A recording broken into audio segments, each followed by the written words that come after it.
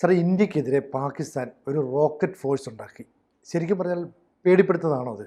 അത് അത്യാവശ്യം ഇന്ത്യ ജാഗ്രത പുലർത്തേണ്ടതാണെന്ന് പ്രതിരോധ വിദഗ്ധർ, ഈ വാർത്തയും ഞാൻ വായിച്ചിരുന്നു, പ്രതിരോധ വിദഗ്ധരുടെ വിശകലനവും വായിച്ചിരുന്നു. അപ്പൊ ഇന്ത്യ ശ്രദ്ധിക്കേണ്ടതാണ്. കാരണം 2023 മുതൽ ഇന്ത്യയിൽ ഒരു ഇന്റഗ്രേറ്റഡ് റോക്കറ്റ് ഫോഴ്സ് വേണം എന്നുള്ള ചർച്ച ഗൗരവമായിട്ട് നടക്കുന്നുണ്ട്. നമ്മുടെ ഒരു സംയുക്ത സേന മേധാവി ഉണ്ടായിരുന്നില്ലേ, ബിപിൻ റാവത്ത്, അദ്ദേഹത്തിന്റെ തന്നെ ഏറ്റവും വലിയ സ്വപ്നങ്ങളിലൊന്നായിരുന്നു ഈ റോക്കറ്റ് ഫോഴ്സ് എന്ന് പറഞ്ഞാൽ. റോക്കറ്റ് എന്ന് പറയുമ്പോൾ ആളുകൾ തെറ്റിദ്ധരിക്കേണ്ട കാര്യമില്ല, ഇതിൻ്റെ അകത്ത് വലിയ മിസൈലുകളും ഒക്കെ ഉൾപ്പെടും.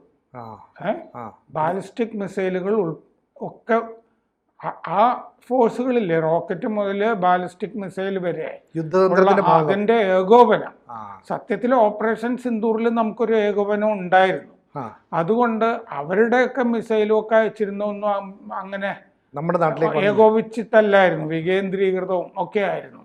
അപ്പോൾ അവർക്ക് അതിൽ നിന്നൊരു അക്കിടി പറ്റി എന്ന് തോന്നിട്ട് ഇന്ത്യയുടേത് ഏകോപിച്ചതായിരുന്നു എന്ന് തിരിച്ചറിഞ്ഞിട്ടാണ് ചെയ്തത്. പക്ഷെ നമുക്കൊരു റോക്കറ്റ് ഫോഴ്സ് ഇല്ല, പക്ഷേ ചൈനയ്ക്കുണ്ട്. ചൈനയാണ് പാകിസ്ഥാന്റെ പ്രചോദനം, ഈ റോക്കറ്റ് ഫോഴ്സ്. അവർക്ക് റോക്കറ്റ് ഫോഴ്സ് ഉണ്ട്, അതിൻ്റെ കാര്യം പറയാം. അപ്പോൾ ആർമി റോക്കറ്റ് ഫോഴ്സ് കമാൻഡ് നിലവിൽ വന്നു. ഈ സ്വാതന്ത്ര്യദിനത്തിനോട് അനുബന്ധിച്ച് അവിടുത്തെ പ്രധാനമന്ത്രി ഷഹബാസ് ഷെരീഫ് നടത്തിയ പ്രസംഗത്തിലാണ് ഇത് പ്രഖ്യാപിച്ചത്. ആർമി റോക്കറ്റ് ഫോഴ്സ് കമാൻഡ്, പ്രത്യേക കമാൻഡ് തന്നെയാണ് അത്. അതിനൊരു ചീഫും ഭടന്മാരും ഒക്കെ ആയിട്ട് ARFC എന്നാണ് അതിൻ്റെ ചുരുക്കപ്പേര്. അപ്പോൾ ഇത് സാധാരണഗതിയിലുള്ള മിസൈലുകൾ, കൺവെൻഷനൽ പരമ്പരാഗത രീതിയിലുള്ള ആണവ മിസൈലുകൾ, ആണവായുധമൊന്നും ഉള്ളതായിട്ട് പറയുന്നില്ല ഇതിൻ്റെ അകത്ത്. പക്ഷെ ചൈനയിൽ അങ്ങനെയല്ല, ആണവ മിസൈലുകളും ഈ റോക്കറ്റ് ഫോഴ്സിൻ്റെ തന്നെ കീഴിലാണ്. ഇത് സാധാരണഗതിയിലുള്ള പരമ്പരാഗത മിസൈലുകൾ, റോക്കറ്റ് സംവിധാനങ്ങൾ, ക്രൂസ് മിസൈലുകൾ, ബാലിസ്റ്റിക് മിസൈലുകൾ, പിന്നെ പാകിസ്ഥാൻ വികസിപ്പിക്കാൻ പോകുന്ന ഹൈപ്പർസോണിക് മിസൈലുകൾ, ഇതൊക്കെ ഈ കമാൻഡിൻ്റെ കീഴിലാണ് വരുന്നത്. അപ്പോൾ ഈ ഫത്ത 4 എന്ന് പറഞ്ഞ പുതിയ മിസൈൽ, അത് ഓപ്പറേഷൻ സിന്ദൂറിൽ നമ്മൾ അങ്ങോട്ട് യുദ്ധം ചെയ്യുമ്പോൾ അവർ ഇങ്ങോട്ട് പ്രയോഗിക്കാത്ത മിസൈലാണ് ഫത്ത 4. അത് പ്രദർശിപ്പിച്ചു ഈ സ്വാതന്ത്ര്യദിന പ്രദർശനം പാകിസ്ഥാനിൽ. അപ്പോൾ പഴയ ഈ ഫത്ത ശ്രേണിയിലുള്ള മിസൈലുകളൊക്കെ ഇന്ത്യക്കെതിരെ പാകിസ്ഥാൻ പ്രയോഗിച്ചിരുന്നു. ഈ ഫത്ത 4 എന്ന് പറഞ്ഞ മിസൈലിന് 700 കിലോമീറ്ററാണ് റേഞ്ച് വരുന്നത്. അപ്പോൾ നമ്മുടെ എയർ ഡിഫൻസിന് പുറമെ പാകിസ്ഥാൻ വ്യോമ പ്രതിരോധം ഉണ്ടല്ലോ, വിമാനങ്ങളും കാര്യങ്ങളും ഒക്കെ ഉണ്ട്. അതിന് പുറമെ ലോങ് റേഞ്ച് സ്ട്രൈക്ക് ശേഷി കൂടി ശ്രദ്ധിക്കുന്നതാണ് ഇപ്പോൾ ഈ റോക്കറ്റ് ഫോഴ്സ് ഉണ്ടാക്കിയപ്പോൾ എന്നാണ് വിദഗ്ധർ പറയുന്നത്. എന്ന് പറഞ്ഞാൽ അവിടെ നിന്ന് തന്നെ ദീർഘദൂര മിസൈലുകളൊക്കെ അയച്ച് ശത്രു രാജ്യത്തിനെ, അതായത് ഇന്ത്യയെ ശരിപ്പെടുത്തുക എന്നുള്ള ഉദ്ദേശം ഇതിലുണ്ട് എന്നാണ് പറയുന്നത്. അപ്പോൾ ഫത്ത ശ്രേണിയിൽപ്പെട്ട അവരുടെ മിസൈലുകൾക്ക് ഒരു ചുക്കും നമുക്കെതിരെ ചെയ്യാൻ പറ്റിയില്ല. നമ്മളെല്ലാത്തിനെയും വെടിവെച്ചിടുകയാണ് ചെയ്തത്. ചൈനയുടെ മിസൈൽ സിസ്റ്റംസ് ഉണ്ടായിരുന്നല്ലോ, അതിനെല്ലാം നമ്മൾ തകർത്തു. അന്ന് അവർക്ക് വികേന്ദ്രീകൃത വിന്യാസമായിരുന്നു എന്ന് അവരിപ്പോൾ തിരിച്ചറിയുന്നുണ്ട്. അതുകൊണ്ട് ഒരു ഏകോപിച്ച കമാൻഡ് വരാൻ പോകുന്നു. ഇന്ത്യക്ക് ഒരു ഇൻ്റഗ്രേറ്റഡ് യൂണിറ്റ് ഇപ്പം ഇല്ല ഈ മിസൈലുകളെ സംബന്ധിച്ചിട്ട്. അപ്പോൾ ആണവ മിസൈലുകൾ, ആണവ സ്ഫോടകം വഹിക്കുന്ന മിസൈലുകൾ ഇതിൻ്റെ കീഴിൽ വരാനിടയില്ല എന്നാണ് റിപ്പോർട്ടുകളിൽ കാണുന്നത് പാകിസ്ഥാൻ്റെ. അതിന് പാകിസ്ഥാനിൽ സ്ട്രാറ്റജിക് ഫോഴ്സസ് കമാൻഡ് എന്ന് പറഞ്ഞിട്ടൊരു കമാൻഡ് ഉണ്ട് ആണവായുധങ്ങൾ കൈകാര്യം ചെയ്യാനായിട്ട്. അത് മറ്റേ മുനീറിൻ്റെ കീഴിൽ വരുന്നതാണ്. അതിന് പ്രത്യേക ജനറലും ഒക്കെ ഉണ്ട്. അപ്പോൾ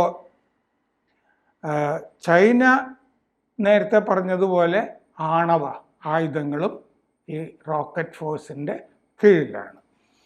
അപ്പോൾ ചൈനയുടെ റോക്കറ്റ് ഫോഴ്സ് 2015 നിലവിൽ വന്നു.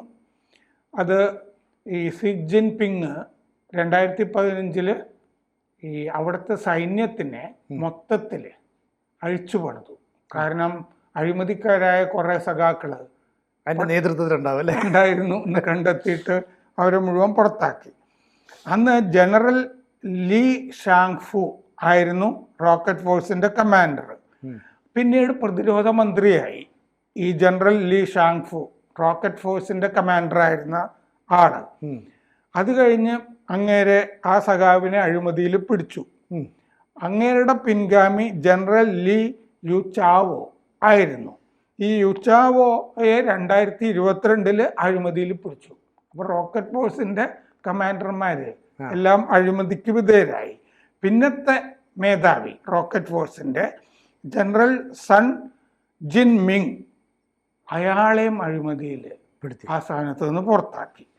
അങ്ങനെ റോക്കറ്റ് ഫോഴ്സിലെ 7 മേധാവിമാര് 2023 മുതൽ അഴിമതിയുടെ പേരിൽ ശുദ്ധീകരിച്ച് പുറത്താക്കി. പാർട്ടി ആവുമ്പോൾ ശുദ്ധീകരണം എന്നല്ലേ പറയുന്നത്? അതെ. ഗ്രേറ്റ് പർജ് എന്നൊക്കെയല്ലേ പറയുക. ഗ്രേറ്റ് എന്നും കൂടി ചേർക്കും. മഹത്തായ ശുദ്ധീകരണം എന്നിട്ട് എതിരാളികളെയും ശത്രുക്കളെയൊക്കെ വെട്ടി നിർത്തുന്ന പരിപാടി.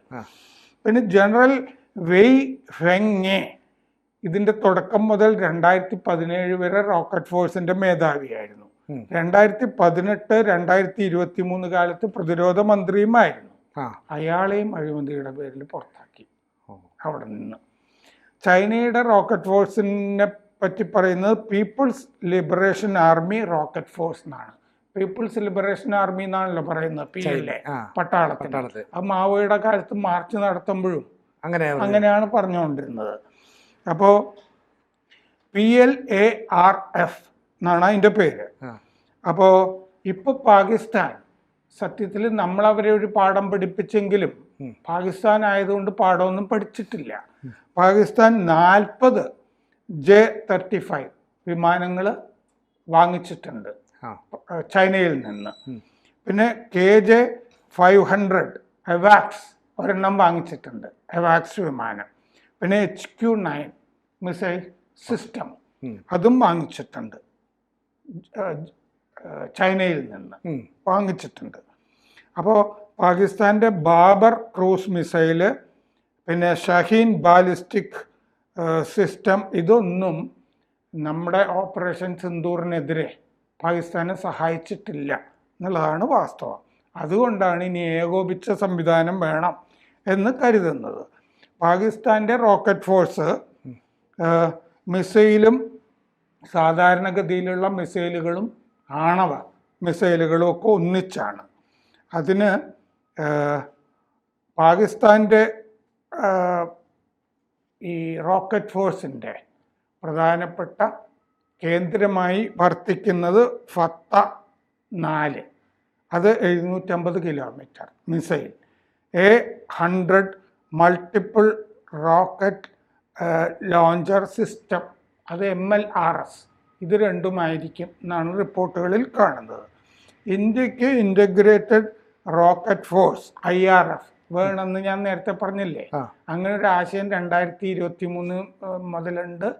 മറ്റേ വിമാനാപകടത്തിൽ മരിച്ച ബിപിൻ റാവത്ത്, സംയുക്ത സേനാ മേധാവി, അദ്ദേഹത്തിനും ആഗ്രഹം ഉണ്ടായിരുന്നു.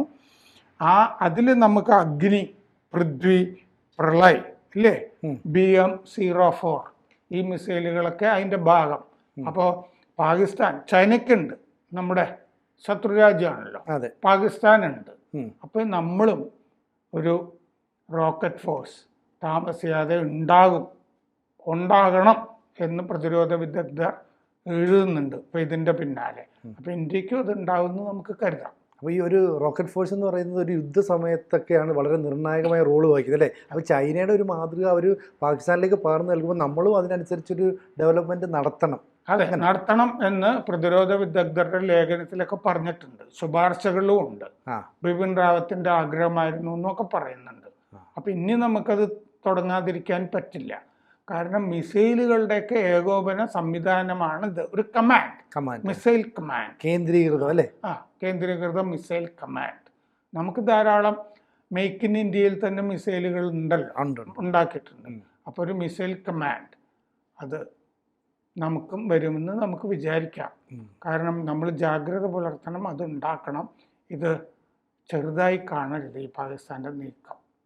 കൂടുതൽ വാർത്തകളും വിശേഷങ്ങളും നിങ്ങളിലേക്ക് എത്താൻ ABC മലയാളം സബ്സ്ക്രൈബ് ചെയ്യുക, ബെൽബട്ടനും അമർത്തുക.